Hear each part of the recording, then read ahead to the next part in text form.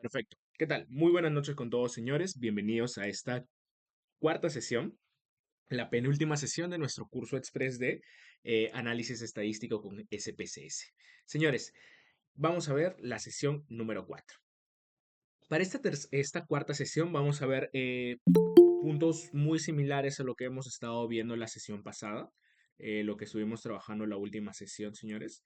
A ver, un momento. Lo que estuvimos trabajando en la última sesión, que fue estadística inferencial paramétrica, ¿no? Donde les comenté que en primer lugar es importante que realicen su prueba de supuestos, ¿no? Que cuando no encontramos normalidad o u homogeneidad de varianzas, entonces es lo ideal es no aplicar estadística paramétrica, que son las pruebas técnicas que hemos estado realizando en la sesión pasada. Entonces, ¿qué pasaba cuando, por ejemplo, fallaba la normalidad de datos o fallaba la homoceasticidad? Bueno, entonces yo les comentaba de que tenían la estadística inferencial no paramétrica. La estadística inferencial no paramétrica es entonces lo que vamos a ver esta noche. Bien, en primer lugar, en principio, ¿qué vamos a ver? Para esta noche tengo preparado lo que es estadística inferencial para una muestra, estadística inferencial para dos muestras y la estadística inferencial para más muestras, al cual como la última sesión. Bien, la parte teórica va a ser un poco más rápida, incluso es más, parece que la sesión puede ser un poco más breve de lo normal, porque en sí estas técnicas son muy específicas y son muy similares en realidad. A ver, para una muestra tenemos la prueba Wilcoxon para una muestra. La prueba Wilcoxon es una prueba muy potente para determinar si aquí tengo que corregir algo. Cuando nosotros estamos trabajando, señores, con estadística inferencial no paramétrica, vamos a estar hablando de eh, vamos a estar hablando de medianas, ¿vale? O sea, la estadística paramétrica se basa en medias y la estadística no paramétrica se basa la no paramétrica se basa en medianas. Un momento,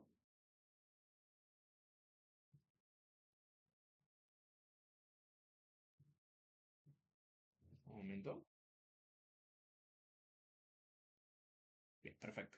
Entonces, eso viene a ser la prueba Wilcoxon, que es una prueba muy potente para determinar si la mediana poblacional difiere significativamente de una media hipotética, o mediana en este caso. Recordemos que estamos trabajando con mediana. La mediana poblacional va a ser igual a mu sub a, que en este caso el criterio va a ser lo mismo. O sea, realmente los criterios de decisión cuando realizamos ese tipo de contrastes de hipótesis, va a ser en función del nivel de significancia, señores. Entonces, la mediana poblacional va a ser diferente, va a ser igual a cero, perdón, a mu sub a, que viene a ser esta mediana hipotética. Y la hipótesis nula, perdón, la alternativa, por otro lado, va a decir que la mediana poblacional va a ser diferente. ¿Vale? Entonces, es muy similar a la prueba T que habíamos observado, ¿recuerda? La prueba T para una muestra y la prueba Z para una muestra. Va a ser muy similar en realidad, señores. Va a ser muy, muy similar. En realidad, la prueba Wilcoxon va a ser el homólogo de esta prueba. Cuando querramos trabajar con dos muestras, o sea, cuando querramos realizar dos muestras, estadística para dos muestras, vamos a tener la prueba Udeman-Whitney, que es la prueba Udeman-Whitney para dos muestras, que es el homólogo de lo que habíamos revisado en la sesión pasada, que era la prueba T de Student, ¿no? La prueba T de Student para dos muestras. Entonces, lo que nosotros vamos a llamar es la prueba Udeman-Whitney para dos muestras, donde la prueba Whitney o la prueba Udeman-Whitney es una prueba muy potente para determinar si existen diferencias significativas entre dos grupos. O sea, va a ser muy similar. La hipótesis nula, la hipótesis nula, en esencia me dice que no existen diferencias significativas entre las medianas. Recordemos que la estadística no paramétrica se va a basar en medianas, mientras que la hipótesis alternativa, por su lado, se va a hacer referencia a la existencia de diferencias significativas entre medianas, ¿no? Recuerden, hipótesis nula no diferencia, hipótesis alternativa sí diferencia. Y por último vamos a tener la prueba Kruskal-Wallis, que es para más de dos muestras. O sea, son tres, vamos a ver específicamente tres, que en este caso es una prueba para más de dos muestras, ¿vale? ¿De qué trata esto? ¿De qué trata la prueba Kruskal-Wallis? La prueba Kruskal-Wallis, señores, va a ser el homólogo escúchenme bien, va a ser el homólogo de lo que conocemos como la prueba NOVA. ¿Recuerdan? ¿Se acuerdan la prueba NOVA, de la NOVA simple, de lo que habíamos observado?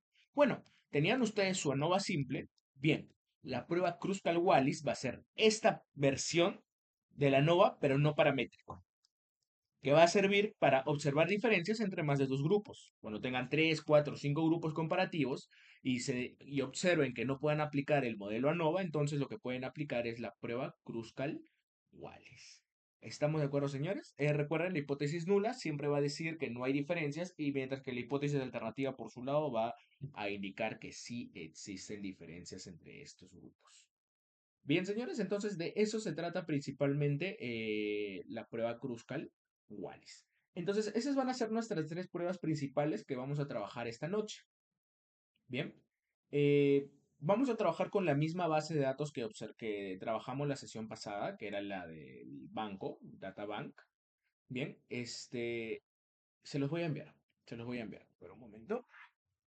Creo que sí lo tengo en el grupo, pero igual voy a enviarlo. Voy a pausar un momento y comentarles, ¿no? Que con qué es lo que vamos a trabajar. Vamos a trabajar con esta prueba.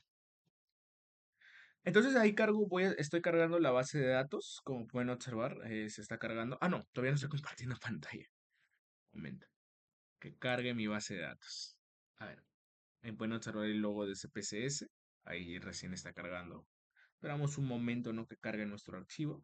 Y vamos a observar cómo realizar estas pruebas estadísticas, ¿bien? Estas pruebas estadísticas no paramétricas. A ver, esperamos un momento.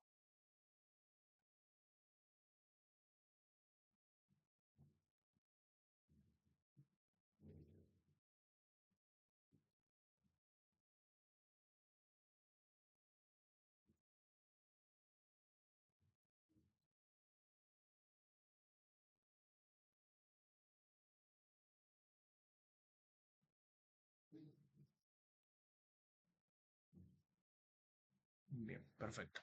Sí, pueden ver mi pantalla, creo, ¿no? Sí, ahí está. Bien, entonces nos acordamos un poco de lo que estuvimos trabajando la sesión pasada. Esta es la misma, como les mencioné, es la misma base de datos. La misma base de datos en realidad. Entonces, acordémonos, ¿no? De que en qué caso se va a usar la estadística no paramétrica, va a ser en los casos cuando no tengamos normalidad y homogeneidad de varianzas. Recordemos que todo se va a basar en base y en función a una variable cuantitativa, que en este caso puede ser, por ejemplo, el puntaje crediticio, la edad, por ejemplo, el balance neto, que era una de las cuestiones que estábamos trabajando, ¿recuerdan? O el nivel de satisfacción por parte del cliente, ¿no? A ver, cuando nosotros observamos el nivel de satisfacción, acá estaba el nivel de satisfacción, pero una escala del 1 al 5. Luego el puntaje ganado, ¿no? Los puntajes acumulados, el balance neto, los salarios estimados. Recuerdo yo que, a ver, cuando realizamos la prueba, miren recuerdan cómo se hacía una prueba de normalidad, sencillo. Nos íbamos a analizar pruebas no paramétricas y nos íbamos a una muestra. Aquí lo que vamos a hacer es personalizar análisis. O sea, nuestro objetivo es personalizar el análisis. En campos voy a seleccionar utilizar asignaciones de campo personalizadas. Y la variable que yo quiero insertar va a ser en este caso salario estimado. Luego de hacer eso me voy a configuración y aquí personalizo las pruebas. Lo que voy a hacer yo es comparar las probabilidades observadas con el valor hipotetizado, no es así cuadrada. Sería probar la distribución observada en el valor hipotetizado. Prueba Kolmogorov-Smirnov. Aquí entonces lo que voy a hacer es opciones. Veo que todo está bien, tiene que estar seleccionado prueba Lilly-Force. Y nada, le doy a ejecutar. Y esperamos que cargue el visualizador. Ahí va a salir el visualizador.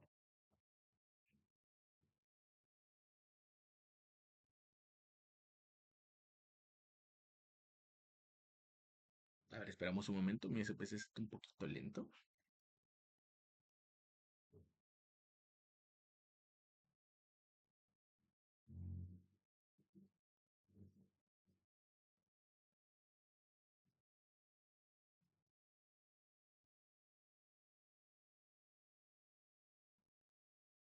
Ahí está, justo, ¿no? Justo acaba de cargar. Acaba de cargar, señores. Bien. A ver. Ujú. Bien, justo. Acaba de cargar. Bien, entonces acá lo tenemos, ¿no? La hipótesis nula que te dice que la distribución del salario estimado es normal con la media, ¿no? Y en este caso es la hipótesis nula. La prueba de Kolmogorov-Smirnov va a observar si es o no es. Y como vemos que la significancia es menor que el nivel alfa del 5%, rechazamos la hipótesis nula. Entonces, ¿qué va a suceder? Bueno, sencillo. Rechazamos la hipótesis nula. ¿Qué quiere decir? Que esta distribución no es normal. ¿Vale? Y lo único que vamos a obtener es una serie de gráficas. Aquí podemos observar, ¿no? Que en realidad no hay una concentración de normalidad ni nada por el estilo. Entonces, una vez que hayamos observado de que nuestras variables no persiguen una distribución normal, lo que yo podría haber hecho y lo que quisiera hacer, por ejemplo, si yo sospechara, a ver, a ver, ¿qué me dice acá? Eh, Tengo acá la media es de 100.090 me parece, 100.090 dólares. Perdón, 100.090 euros. Bien, entonces yo quisiera observar si va o no va por ahí. A ver, un momento. ¿Alguien quiere entrar? Ah, perfecto. Bien, entonces lo que voy a hacer yo es irme a analizar y en analizar voy a la opción de pruebas no paramétricas. En pruebas no paramétricas, como voy a trabajar con una muestra, me voy a una muestra. Y lo mismo, me voy a objetivo, personalizar análisis. En campos, sí me quedo con salario estimado. Pero ya no selecciono Kolmogorov Smirnov, porque ya no quiero observar, ya no quiero saber si sí o no sigue una distribución normal, sino que ahora mi interés está en saber si la mediana poblacional va a estar cerca de un valor hipotético. Entonces le doy aquí, comparar mediana con el valor hipotetizado. Bien, comparar medianas con el valor hipotetizado, la prueba de Wilcoxon con rangos. Y aquí simplemente colocan cuál es la mediana hipotetizada. Señores, ¿cuánto les dije? Esta es la media. Quiero observar, esta es la media muestral por si acaso, 100.090. Quiero saber si la media va a conseguir un tanto con la mediana. A ver, 100.090. 100.090. Lo colocan y simplemente le dan ejecutar. Y ahí se genera, miren este. Hipótesis nula. La mediana del salario estimado es igual a 100.090. La prueba Wilcoxon rangos y que vieron que no es significativo, que el nivel o el p-valor está por encima del 5%. ¿Cuál es mi decisión? Conservar la hipótesis nula. Así de sencillo, señores. Conservamos entonces la hipótesis nula. ¿Qué quiere decir?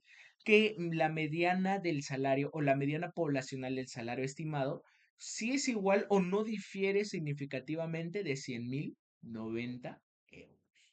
Y esto que observan acá es simplemente los estadísticos de prueba, ¿no? Mi U de Manwitty en este caso es este valor gigante de 250.00829 y así sucesivamente, ¿vale? Entonces aquí, por ejemplo, podemos observar de que la mediana observada, o sea, la mediana, lo que podemos observar aquí es que la mediana muestral es de 100.193 y la mediana hipotetizada es de 100.090. ¿Existe una diferencia significativa entre ellas? No tanta, no demasiada, no demasiada. Bien, entonces de esto se trata la prueba, la prueba U de Mann-Whitney. Dice, de igual forma también podemos hacerlo con otros estadísticos, como por ejemplo probabilidad en muestras, perdón, independiente Gauss. Analizar una muestra, ¿no? Y lo que quiero observar es ya no el salario estimado, sino que quiero observar el puntaje crediticio. Ya sabemos que eso no es normal por lo que realizamos la sesión pasada. El puntaje crediticio, a ver, no sé mucho del puntaje crediticio.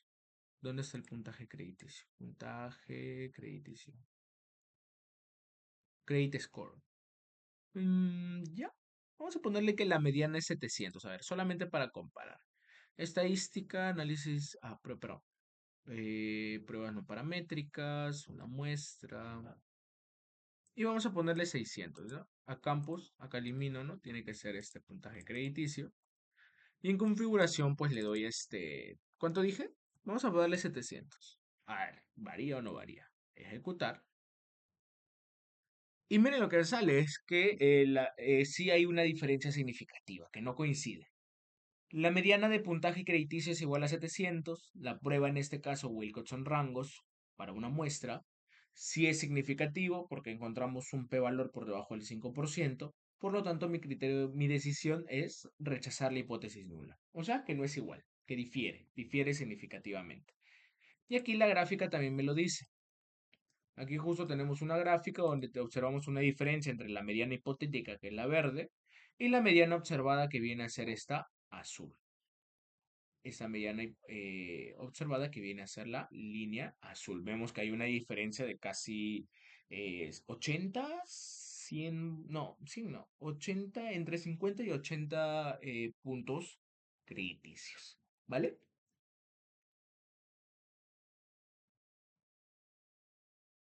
Bien, por ejemplo, observamos aquí que la media es de 650,5. A ver, voy a observar si yo lo comparo con 620. Pruebas no paramétricas, una muestra. Y en vez de 700 pongo 620. A ver qué pasa. Le doy a ejecutar y vemos pues de que también el resultado es similar. Solamente que esta vez la mediana hipotética se encuentra por debajo de la mediana observada. Y cuando hablamos de mediana observada, pues estamos hablando de la mediana muestral. ¿Sí? Bien, bien. Señores, hasta aquí, ¿alguna consulta? ¿Vamos bien hasta este punto?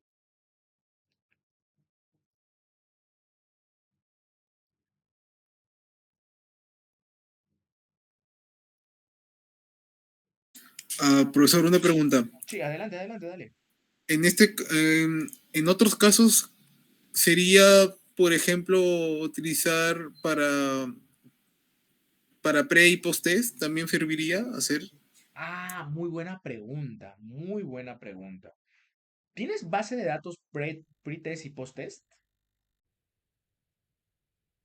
No la, no No tengo, dispones, pero no, sí vas a hacer o tienes planificado hacer uso de un post y un pre-test, sí ¿correcto? pasa que es por el tema de un programa de fortalecimiento y pues piden, no, los objetivos piden de que los niveles del pre-test y luego niveles del post-test, así. Ya, muy buena, muy buena. Ya, yo no lo estoy haciendo ahorita porque no es, sí es complejo encontrar una base de datos pre-test y post-test así libre y suelto. Me hubiese gustado aplicarlo. Pero te doy una explicación rápida. Es una muy buena pregunta. Cuando hablamos de pre-test y post-test, en realidad estamos hablando de estadística también igual, de igual forma, paramétrica o no paramétrica, pero en este caso ¿cómo se podría decir?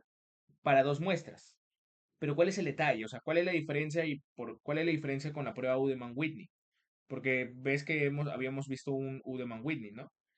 La prueba Udeman-Whitney va a ser una prueba. La prueba Udeman-Whitney va a ser una prueba que en este caso es para muestras independientes. O sea, por ejemplo, en el caso de hombres-mujeres, ¿no? Por ejemplo, hombres-mujeres, quiero observar si hay diferencias. Pero como tú dices, pre-test y post-test, ¿cuál es la diferencia? Pre-test y post-test en realidad corresponde a lo que llamamos un diseño experimental. Voy a abrir una diapositiva, pero una diapositiva en blanco, a ver un momento. Duplicar diapositiva. ¿Qué pasa con el pre-test y el post-test? A ver, cuando nosotros hablamos de muestras independientes, es que, por ejemplo, tenemos hombres, mujeres, vamos a tener X individuos y aquí vamos a tener Y individuos. ¿Estamos de acuerdo?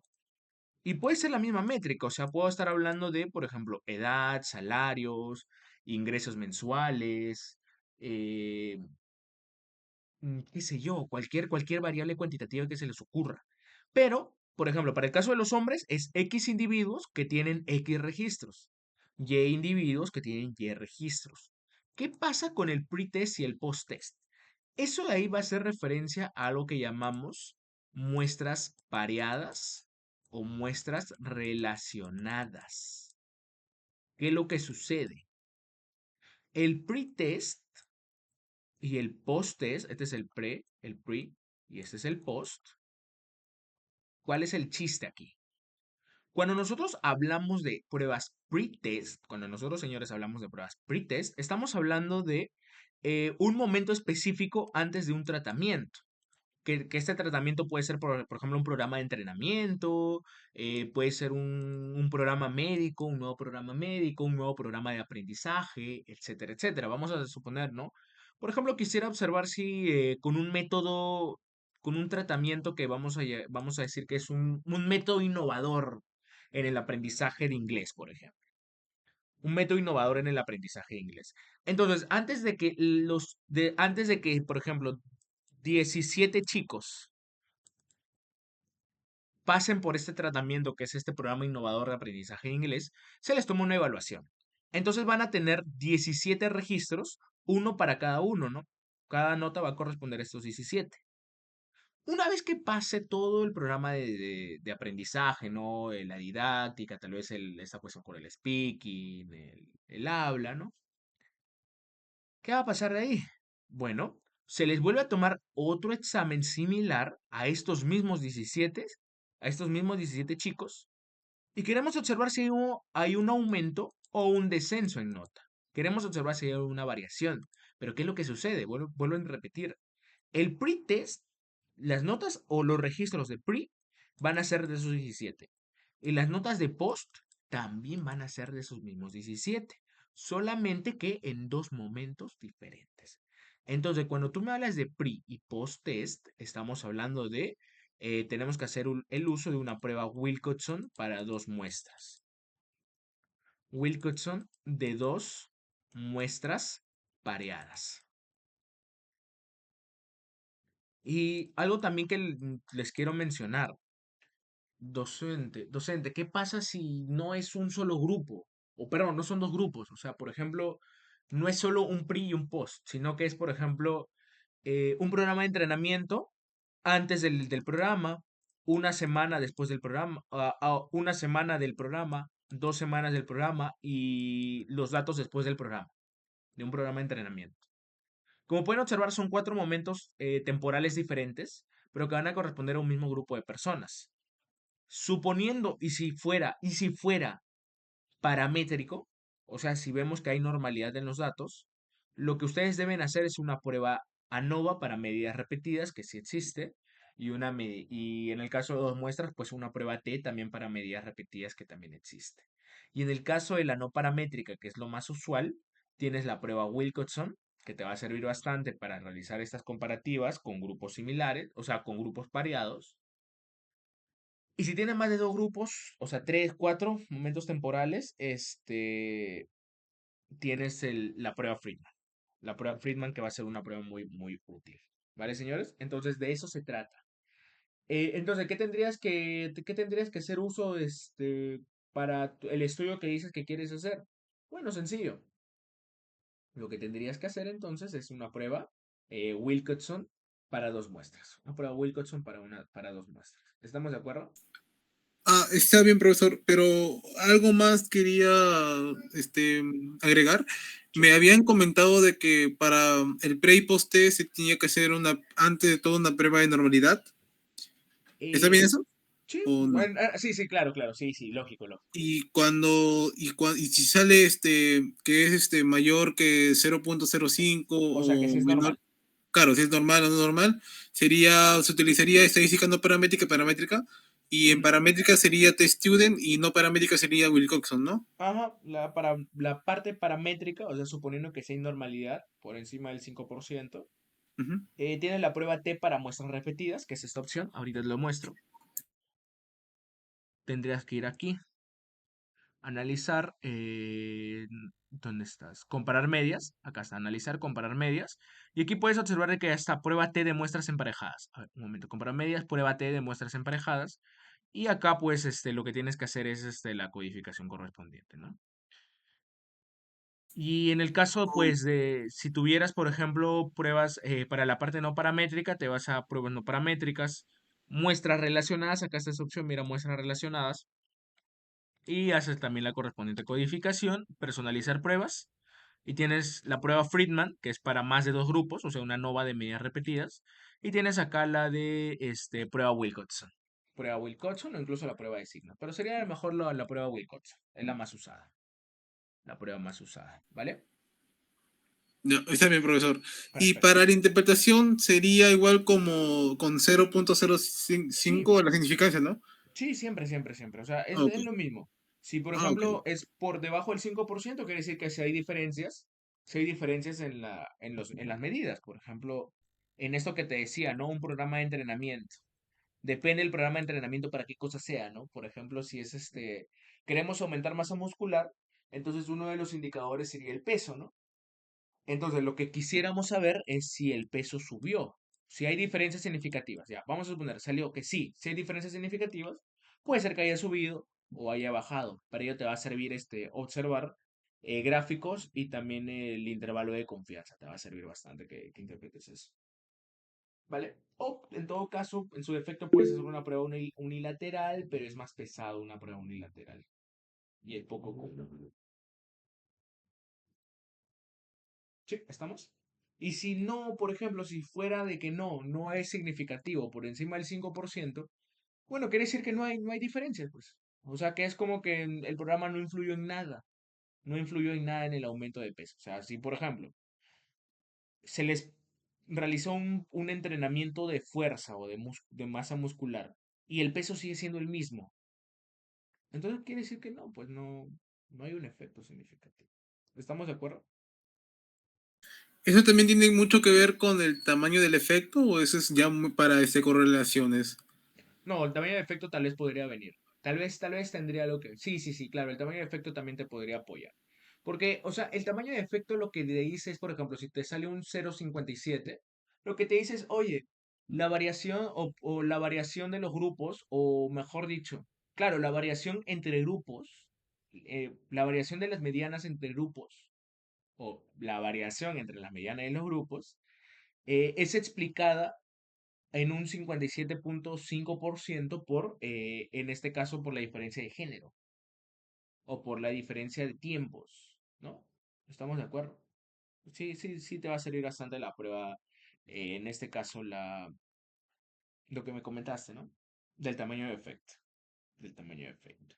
Recomendación también se puede usar dentro del tamaño de efecto, yo personalmente te recomendaría el eta cuadrado. Aunque el eta cuadrado lo vas a ver más cuando realices ANOVAs y claro, más lo vas a ver en ANOVAs, un poquito de regresión tal vez y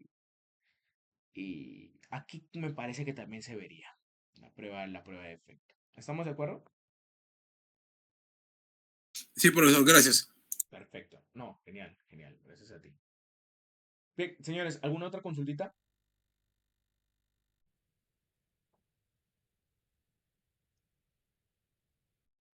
¿Alguna otra consultita, señores?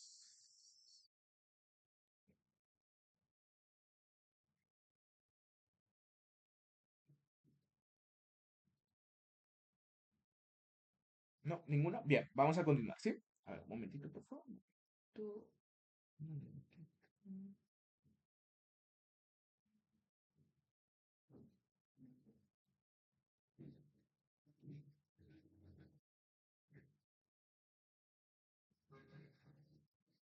Un momentito, sí, por favor, un momentito.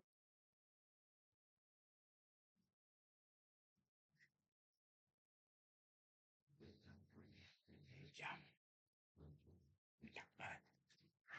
Bien, entonces eso es justamente lo que les estaba comentando. Bien, entonces ya, justo aquí como les comento, esta es la parte para realizar pruebas para una muestra. ¿Estamos de acuerdo, señores? Es para una sola muestra, ¿no? Cuando queremos comparar con una mediana hipotética, con una mediana hipotética. Bien, entonces, por ejemplo, voy a copiar esto y esto nada más. Ah, verdad. Recomendación, háganlo con mi imagen. Bueno, si lo van a hacer en Word, no es necesario que lo copien como imagen, pero en este caso, como estoy usando PowerPoint, sí lo voy a copiar como imagen. Copiar como imagen. Esta cosita de acá, copiar como imagen también. Y por este lado también esto de acá, copiar como imagen. Claro, copiar y pegar. Ah, pegar. Ahí está. Listo. Entonces, como vuelvo a repetir, aquí nos dice que el puntaje crediticio va a ser igual a 700, pues nos dice que no, rechaza la hipótesis nula. Conclusión, no hay igualdad. O sea, ¿qué quiere decir? Que en este caso el puntaje crediticio no, la mediana del puntaje crediticio no va a ser igual a 700. Y según lo que podemos observar con la gráfica es que al contrario, más bien la mediana observada o la posible mediana poblacional se encuentra por debajo de 700. Se encuentra por debajo de 700. Bien, entonces de esta forma es como podemos realizar pruebas no paramétricas para una sola muestra. La prueba Wilcoxon. Prueba Wilcoxon. Si en este caso quisieran ustedes trabajar para dos muestras independientes, la prueba Udemann-Whitney, señores. ¿Cómo hago eso? Pruebas no paramétricas, muestras independientes, personalizar análisis de igual forma. Igual, por si acaso siempre le van a utilizar asignaciones de campo. Y aquí en campo te van a tener dos opciones, el campo de prueba y los grupos. El campo de prueba siempre va a ser esta variable cuantitativa. Los grupos van a ser categóricas. Por ejemplo, si yo quisiera observar si hay diferencias si hay,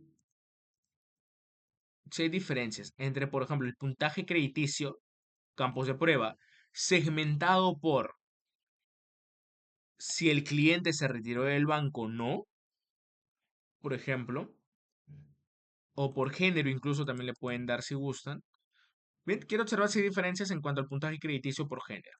Luego de configuración, personalizar pruebas, y aquí seleccionan U de Mann-Whitney, dos muestras. U de Mann-Whitney. Y aquí pueden darle también la estimación del intervalo de confianza, estimación de Hodge-Lehmann, y le dan a ejecutar. Nada más. Y ahí, pues, miren, por ejemplo, podemos observar qué cosa. Que la distribución crediticia es la misma entre las categorías de género. O sea que podemos observar que aquí el puntaje crediticio es indiferente si estamos hablando de hombres o mujeres, masculino o femenino. No va a haber diferencias significativas en cuanto a ¿no?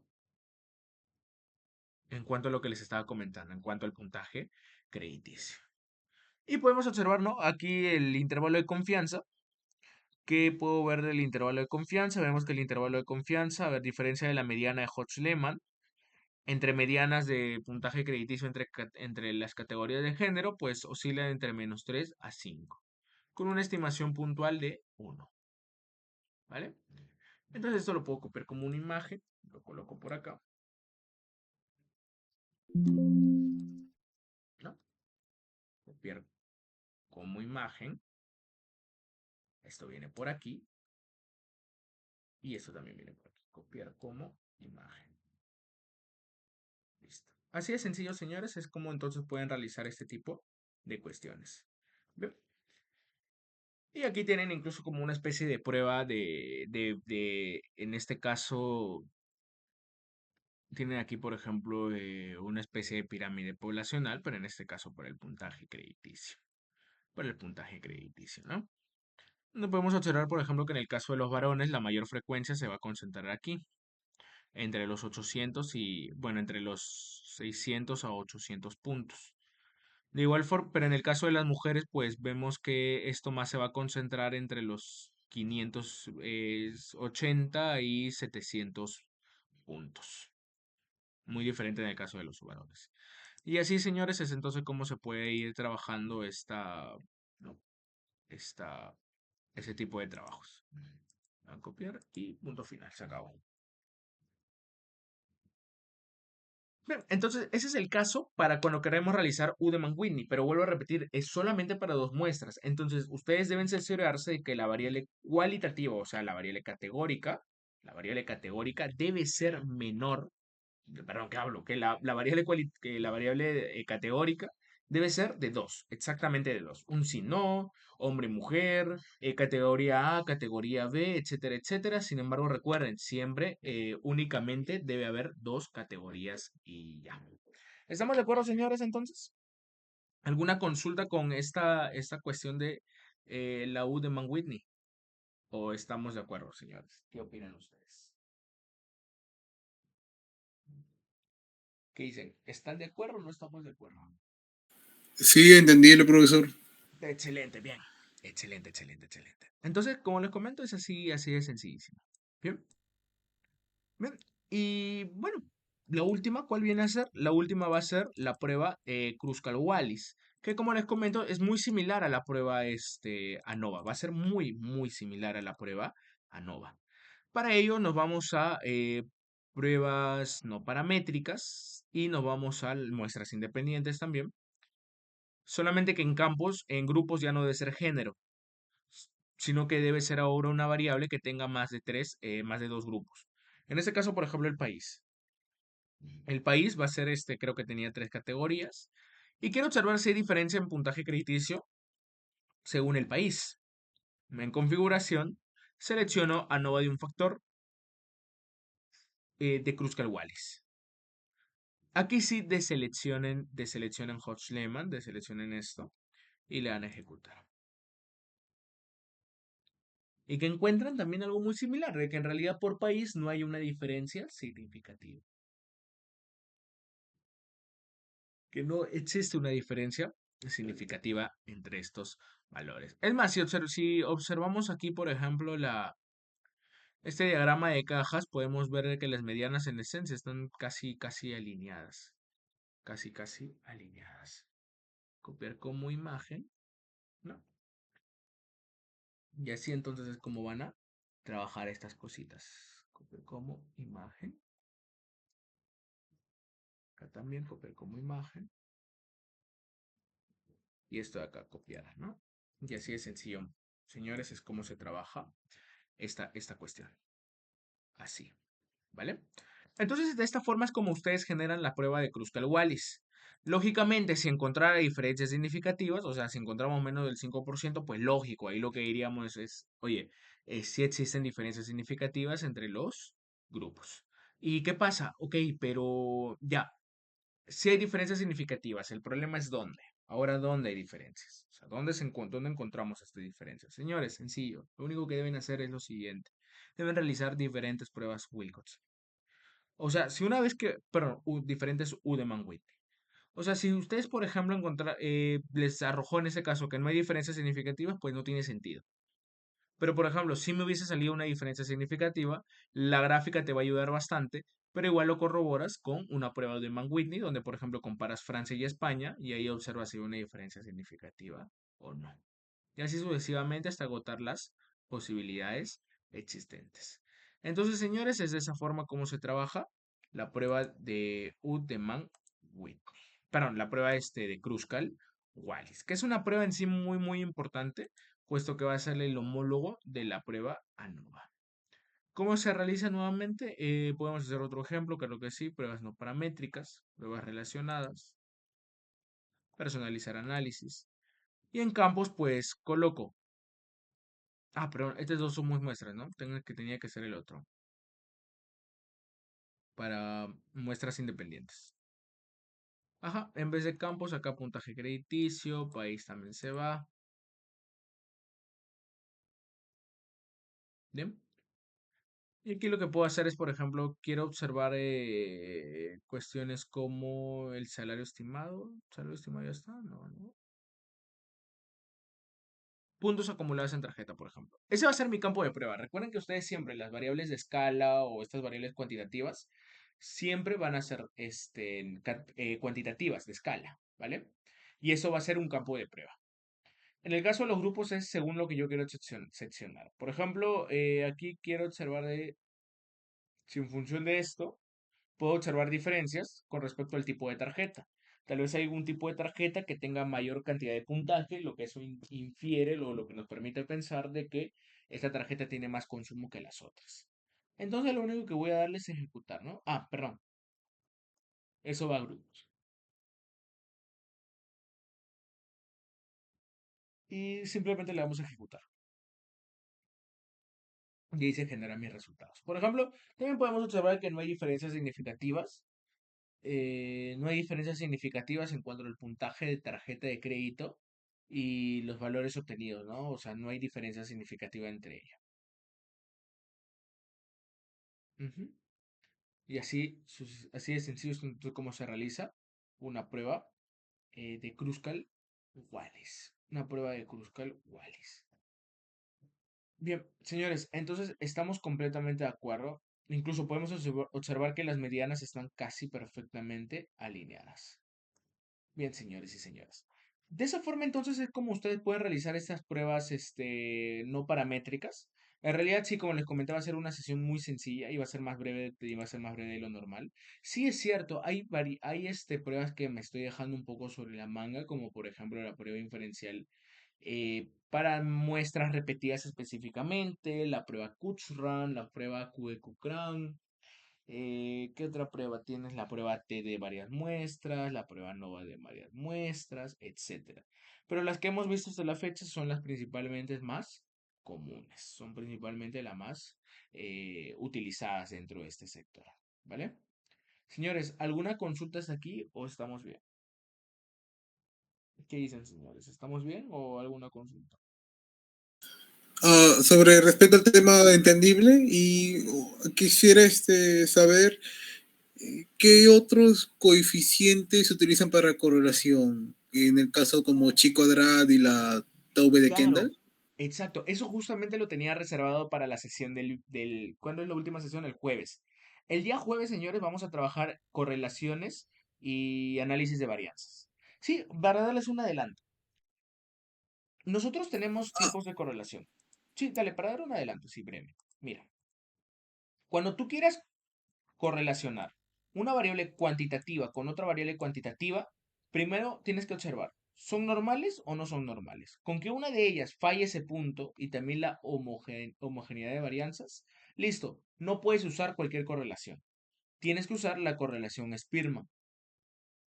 Si por A o B el resultado hubiese sido diferente, o sea que sí, sí es A ver, un momento. Claro, en este caso, si observamos que ambos conjuntos cuantitativos son normales, entonces lo que ustedes en vez de usar Spearman pueden usar el coeficiente de correlación Pearson. Entonces, esas son las dos principales, la correlación Spearman y la correlación Pearson. El detalle con la correlación Pearson es que se ha hecho demasiado uso de él sin haber hecho las medidas necesarias. Por ejemplo, como les comento, lo de revisar la normalidad y homoscedasticidad de varianzas. Ahora, ese es en esa cuestión, ¿vale? Entonces, ese es en la parte de cuantitativo-cuantitativo. Pero, ¿qué pasará si, por ejemplo, quisiera observar algo o hay algo llamado asociación, señores? Asociación. Si yo quisiera observar la asociación entre dos variables categóricas, tienen la herramienta ideal haciendo uso eh, de la prueba chi cuadrado.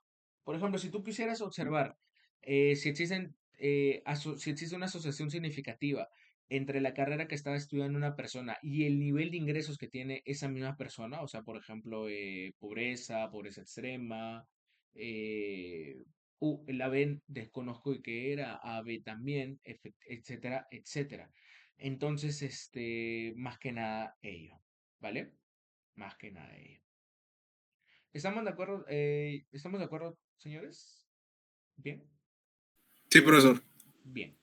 Entonces, como les comento, esto de las correlaciones lo vamos a dejar un poquito para el viernes, lo vamos a dejar como el último plato, el plato fuerte y principal, donde vamos a trabajar un poco de correlaciones y también lo que vamos a trabajar es el análisis de regresión simple. Y con eso ya estaríamos dando por finalizar nuestro curso taller. Bien. Bien, señores, entonces, como les comento, ha sido una sesión más breve de lo normal. También por el hecho de que empecé un poco tarde, las disculpas del caso, voy a parar la grabación.